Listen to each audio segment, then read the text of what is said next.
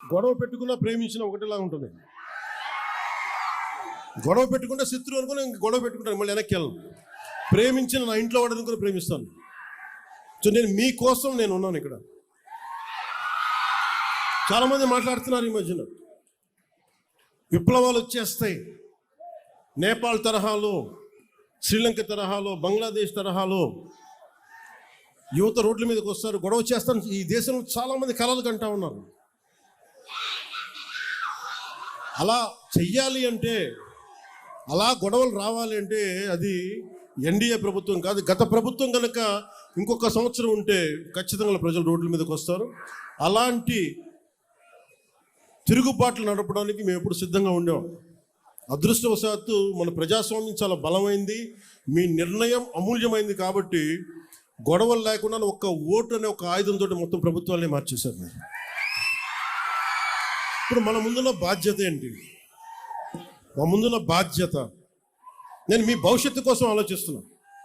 మీకు ఎలాంటి ఉపాధి కావాలి, ఎలాంటి మీకు టాలెంట్ ఉంటే మీకు అద్భుతంగా ఉంటుంది. ఉదాహరణకి మన కోనసీమ వాతావరణం తీసుకుందాం. ఇక్కడ బ్యాక్ వాటర్స్ ఉన్నాయి. కేరళలో బ్యాక్ వాటర్ టూరిజం చాలా అద్భుతమైంది. ఎక్కడెక్కడో విదేశాల నుంచి ఆ పడవల్లో ఉండి అక్కడే వాళ్ళు వండుకొని వాళ్ళకి బోల్డంత డబ్బులు వస్తాయి అక్కడికి. దానివల్ల బోల్డంత ఉపాధి అవకాశాలు, బోల్డంత మనకి టూరిజం ఇన్కమ్. అలాగే తమిళనాడులో షూటింగ్కి తమిళనాడుకి వెళ్తారు, వద్దు అవసరం లేదు.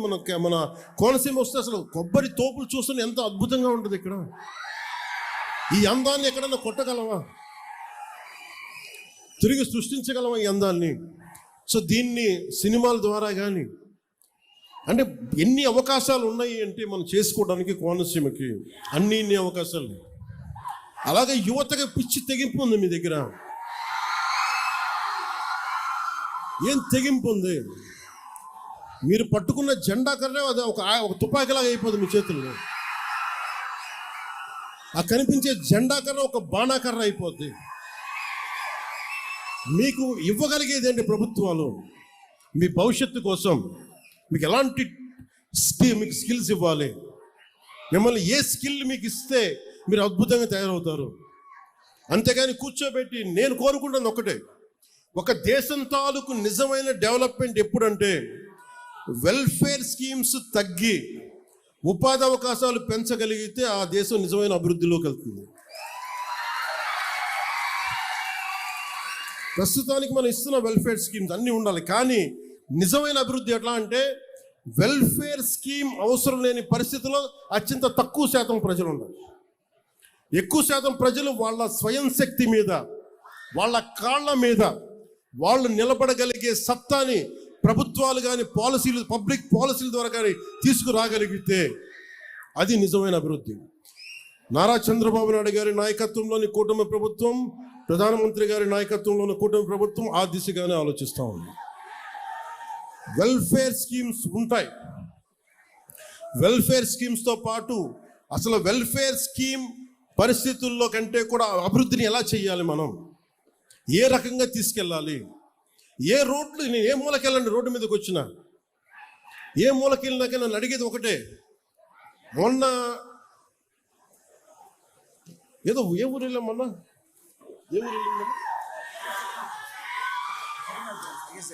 మన ఐఎస్ఐ జగన్నాథపురంలో పశ్చిమ మన ఏలూరు వెస్ట్ గోదావరి వెళ్తే ఒక ఆడపడుచు బిడ్డను తీసుకొని గొడవ పడతా నా దగ్గరకు వచ్చి, అసలు పోలీసుని అందరినీ నెట్టి నా దగ్గరకు వచ్చి అదేదో ఇస్తుంటే ఫైన్ నాకు ఇబ్బంది ఎలా ఉంటుందంటే, ఒకసారి నాకు బయట ఏం జరుగుతుందో అర్థం కాదు. బయటికి వద్దాం రోడ్లో నుంచి అంటే, బండిలో నుంచి అంటే ఒకవైపు మీద పడే మన అభిమానం, ప్రేమ అభిమానం, నేను బయటికి రాలేదు.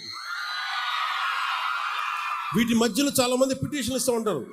నేను తీసుకోలేక కాదు, నాకు అది పొగరు కూడా కాదు, నాకేం నిస్సహాయత.